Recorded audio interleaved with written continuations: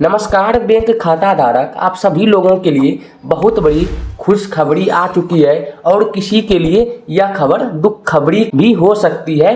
देखिए आज के इस वीडियो में हम जानने वाले हैं बैंक खाता धारक की मृत्यु के बाद क्या सचमुच में नॉमिनी का अधिकार होगा या नहीं होगा, क्योंकि आरबीआई का नया नियम आ चुका है जो कि सभी बैंकों पर लागू होना है।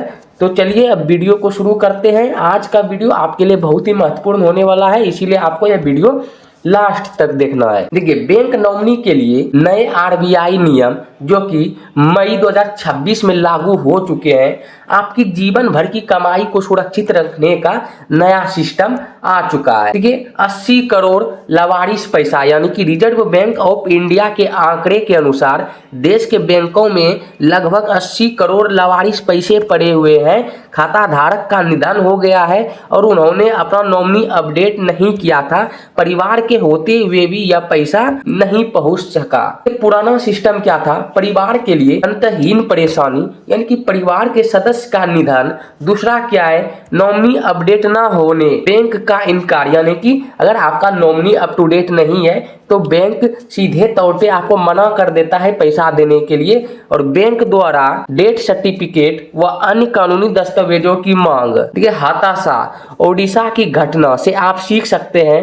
कानूनी अड़चनों से परेशान होकर भाई अपनी बहन का कंकाल लेकर बैंक पहुंचा, तब जाकर उसे पैसा मिला, जो कि हाल फिलहाल की ही यह घटना है। आप लोगों को पता ही होगा किस तरह से बैंक अधिकारी उसको पैसा नहीं दे रहे थे, तो भाई अपने बहन के कंकाल को बैंक कर्मचारियों के सामने लाया, तब पैसा लिया। पुरानी व्यवस्था की 3 बड़ी कमियां क्या थी, केवल नॉमिनी, परिवार केवल एक नॉमिनी, परिवार के अन्य सदस्यों के बीच विवाद का कारण, अधूरी जानकारी, नाम की स्पेलिंग या जन्मतिथि में मामूली गलतियां।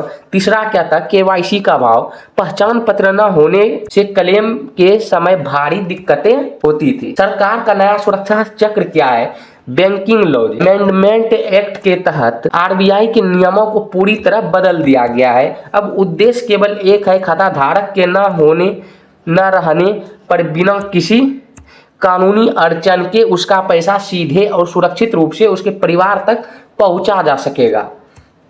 यह नियम कहां कहां लागू होगा, देखिए सरकारी बैंक, एसबीआई हो, पीएनबी हो, बैंक ऑफ बड़ौदा हो, केनरा हो और भी बैंक है, प्राइवेट बैंक एचडीएफसी हो, आईसीआईसीआई हो, पोस्ट ऑफिस हो, पीपीएफ और अन्य निवेश के लिए भी यही नियम लागू होने वाला है।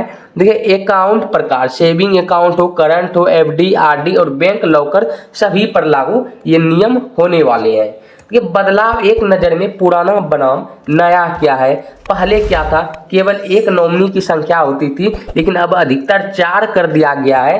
पहले हिस्सेदारी कोई स्पष्ट नहीं नियम था, लेकिन अब प्रतिशत के अनुसार तय होगा। डिटेल्स यानी कि सिर्फ पहले नाम ही काफ़ी था, लेकिन अब पूरी केवाईसी, आईडी, ईमेल, फोन अनिवार्य होंगे। सबसे बड़ा बदलाव, अब एक नहीं 4 नॉमिनी बनाए, यानी कि अगर आपका खाता है आपको एक नॉमिनी नहीं बनाना है, आपको 4 नॉमिनी बनाना है।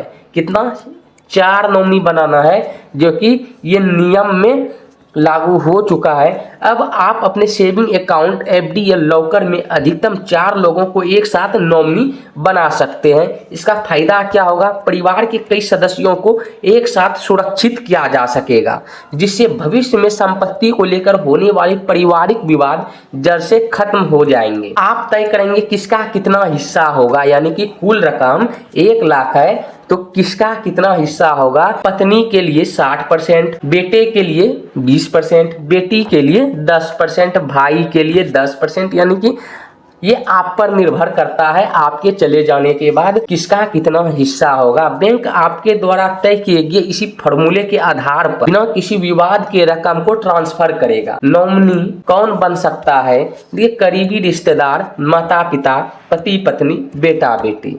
बाहरी व्यक्ति कौन, दोस्त, नौकर या अन्य। प्रक्रिया सीधा नामांकन, प्रक्रिया में विशेष डिक्लेरेशन, घोषणा अनिवार्य, इसके लिए वसीयत जैसी कानूनी प्रक्रिया शामिल होगी। देखिए अगर आप नॉमिनी नहीं चाहते, सरकार ने सुविधा दी है कि यदि आप किसी को नॉमिनी नहीं बनाना चाहते तो भी आपका खाता खुलेगा, लेकिन इसके लिए बैंक में एक लिखित घोषणा देनी होगी। चेतावनी इसके लिए क्या है, यदि आप नॉमिनी नहीं जोड़ते हैं तो भविष्य में पैसे को लेकर होने वाले किसी भी विवाद या कानूनी उलझन पूरी जिम्मेदारी केवल और केवल किसकी होगी, आपकी होगी, क्योंकि आपने किसी को नॉमिनी नियुक्त नहीं किया है। ये नया KYC यानी कि सिर्फ नाम काफी नहीं है, पूरा सटीक नाम, सही जन्म तिथि होना चाहिए, मोबाइल नंबर होना चाहिए, ईमेल ID होना चाहिए, पेन नंबर होना चाहिए, आधार व अन्य वैध प्रमाण पत्र होना चाहिए। देखिए, नॉमिनी का फॉर्म भरते समय इन सभी दस्तावेजों की कॉपी साथ रखें। छोटी गलती बड़ा नुकसान हो सकता है। आपका नाम की स्पेलिंग में एक अक्षर की गलती या जन्म तिथि का मिसमैच आपके परिवार के लिए उस पैसे को पूरी तरह ब्लॉक कर सकता है। फॉर्म सबमिट करने से पहले हर एक डिटेल को आधार और पैन कार्ड से मिलाकर जरूर चेक कर लें। भविष्य का ब्लूप्रिंट क्या है, निर्बाध ट्रांसफर सिस्टम यानी कि 4 नॉमिनी, 4 सटीक KYC तथा 3% ये निश्चित रहेगा। खाता धारक के न रहने की दुर्भाग्यपूर्ण स्थिति पर ये चारों बिना किसी कोर्ट कचहरी या विवाद के बैंक द्वारा सीधे सही वारिसों के खाते में उनके हिस्से का ट्रांसफर कर देगी।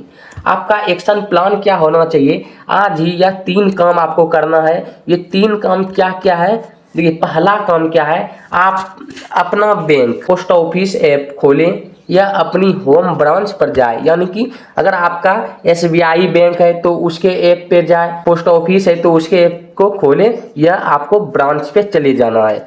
चेक करें कि मौजूदा नॉमिनी की स्पेलिंग और KYC डिटेल 100% सही है या नहीं है। देखिए, आवश्यकता अनुसार नए नॉमिनी अधिकतम 4 जोड़ें और उनका प्रतिशत हिस्सा तय कर दें। आपकी जागरूकता ही आपके लिए परिवार की सुरक्षा है। अपनी जीवन भर की मेहनत की कमाई को बैंक की फाइलों में फंसने न दें। यह एक बेहद महत्वपूर्ण अपडेट है। आज ही इस जानकारी को अपने परिवार, दोस्तों और हर उस व्यक्ति के साथ शेयर जरूर करें जिसका बैंक में खाता है। तो खाता धारक, उम्मीद है कि आज की इस वीडियो में आपको अच्छी तरह से समझ में आ गया होगा कि अगर आपका भी किसी बैंक में खाता है तो आप जो है अधिकतम 4 नॉमिनी को जोड़ सकते हैं। आपके गुजर जाने के बाद वो 4 नॉमिनी आपका पैसा को निकाल सकता है। इसे कोई भी कानूनी विवाद उत्पन्न नहीं होगा, न ही पारिवारिक विवाद उत्पन्न होगा। तो उम्मीद है कि आपको यह वीडियो बहुत अच्छा लगा होगा, इसलिए इस वीडियो को लाइक करें और चैनल को सब्सक्राइब करें। और फर्जीवाड़े से आपको दूर रहना है, इसीलिए सही चैनल को सब्सक्राइब करना है। तो मिलते हैं अगले वीडियो में, तब तक के लिए जय हिंद, जय भारत, वंदे मातरम, धन्यवाद।